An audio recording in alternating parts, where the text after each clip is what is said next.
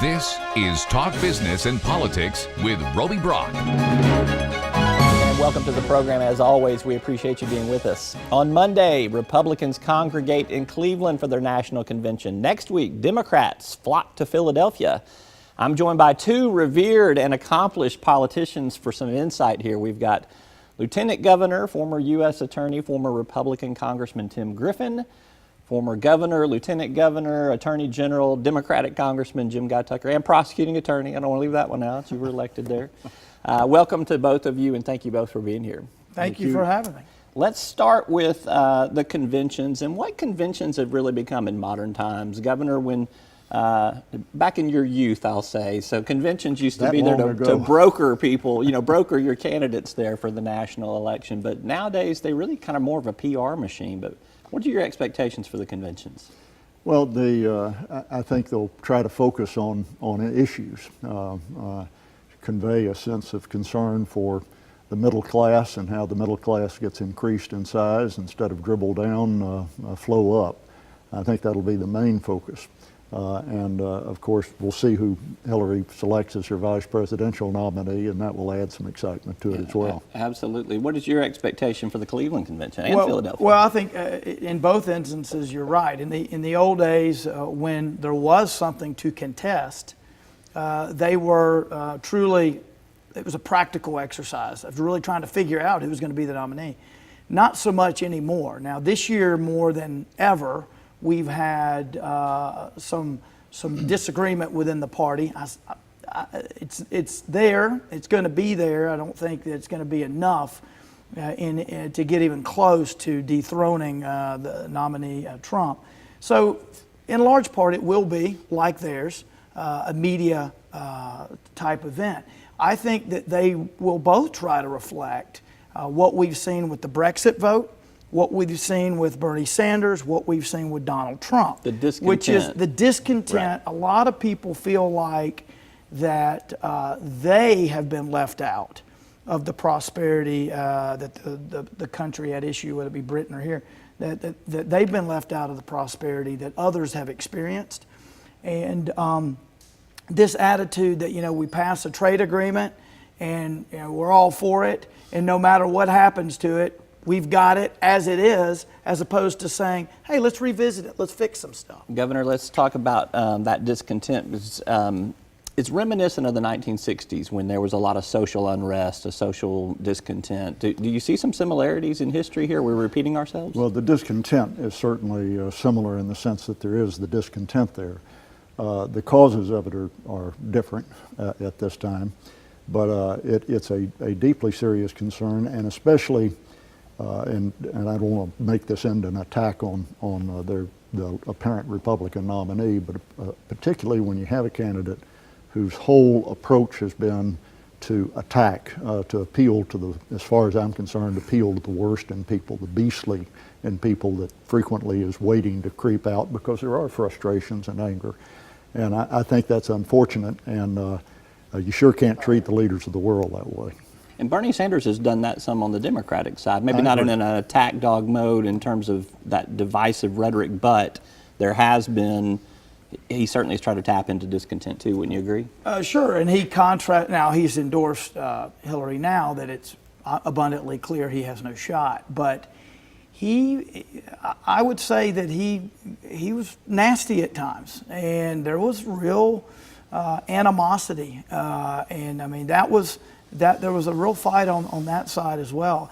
But I think what you're seeing, the commonality is there are a lot of folks who feel like that they have been left out of whatever good has been happening, and they want someone to address it.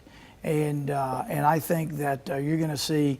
I know that our party is going to make an effort to do that, and I think they will have a different perspective in their party, in the Democratic Party, but they'll be doing the same thing. Do you think that out of the two conventions, do you think that the wounds will heal, or do you think there will continue to be some division going into the general election on both party within sides? The party? Within the party, yeah, both sides. I think there's a pure group always on whatever spectrum of the agenda you fall that can never be satisfied. You're never pure enough from the right or the left for them to like Right. you. But to some degree, there'll be some settling within the party. But it's unusual in the Republican Party to have a situation where the preceding two presidents and the last Republican nominee want nothing to do with this nominee. That's an unusual What's thing. your take on Yeah, that? and in our party too, a lot of the split has not been from the more right element, meaning that he's not. Well, in their party, to some degree it was the socialist, right? In our party, there's all sorts of different people who wanted different people. Who wanted different nominees for different only had reasons. 17 to choose yeah, from. I mean, Come on. I There was had a something for different choice. everyone. Trump wasn't my first, second, third, or beyond choice. But having said that, I think the goal will be this. Yes, there'll be people who still won't want to participate, but the goal will be to look for new voters. Look for some Democrat blue-collar voters, bring them over. That's where Trump's going to focus. All right, we're going to take a commercial break. We're going to come back later in the show with both of you gentlemen, and we're going to talk about the VP picks, and we're going to talk a little bit more about that new voter strategy and some electoral math there. Jim Guy Tucker and Tim Griffin, we're going to be back with them a little bit later on. Our Talk Politics Roundtable returns. Lieutenant Governor Tim Griffin, former Governor Jim Guy Tucker, welcome back to both of you.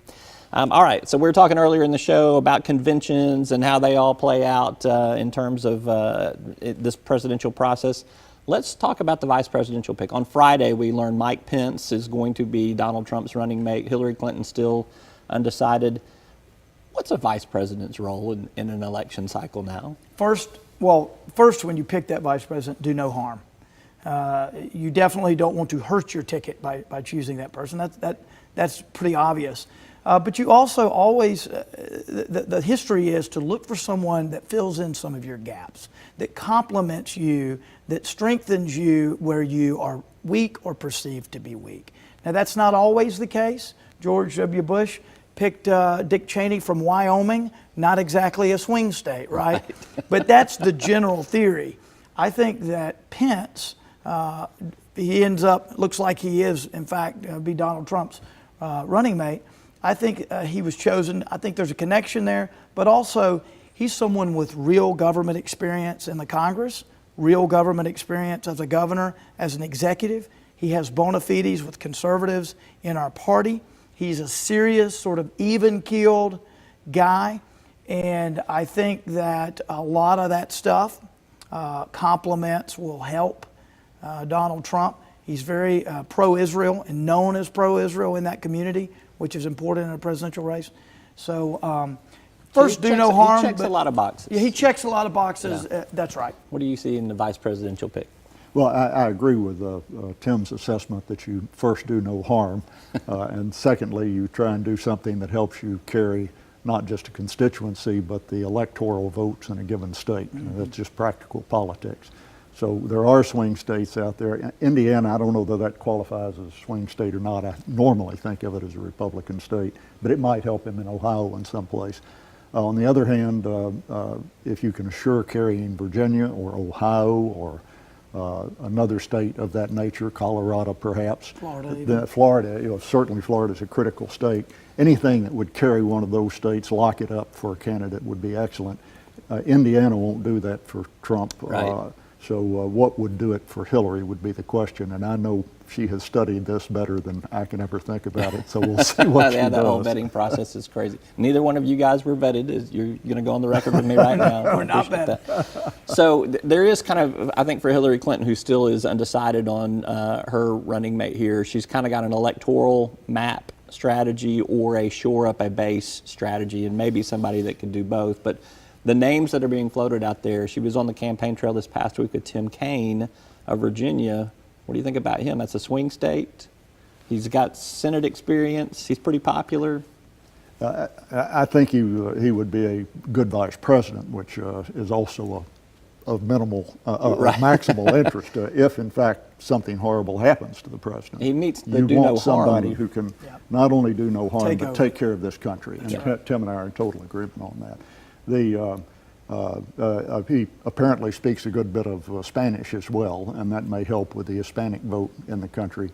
Trump probably has driven away the vast majority of the Hispanic vote, so I don't know how big a push-up it is for her to appoint someone that pulls the Hispanic vote, but electoral votes are certainly key. Yeah, what do you think? Yeah, I think the key for Donald Trump will be, and if it's Pence, will be to try to bring in independents and Democrats to vote for him, blue collar in particular, folks that, the type of folks who would vote, who voted for Brexit overwhelmingly in Britain, and who were behind Trump's candidacy in the Republican primary, because a lot of the voters that supported Trump weren't Republican Party loyalists, and many of them were independents. Some of them were blue-collar Democrats. So that will be where they're going to go, and Pence will help in the Midwest, I think.